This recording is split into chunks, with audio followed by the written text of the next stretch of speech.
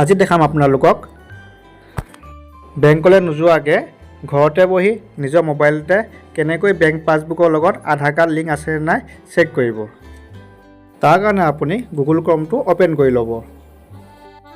তাত সাৰ্চ কৰিব মাই আধাৰ বুলি। সাৰ্চ কৰাৰ পিছত এখন নতুন পেজ অপেনিং হৈছে। ইয়াত দেখি পোৱা মাই আধাৰত গৈ পিনি কাৰ্চৰডাল ৰখাই দিব। দেখিব পাইছে বেংক চিডিং ষ্টেটাছ, তাত ক্লিক কৰি দিয়ক। এতিয়া আকৌ আপোনাৰ নতুন পেজ এখন লৈ আহিছে, দেখিব পাইছে ইয়াত লিখা আছে চাওক বেংক চিডিং ষ্টেটাছ, তাত আপুনি ক্লিক কৰি দিয়ক।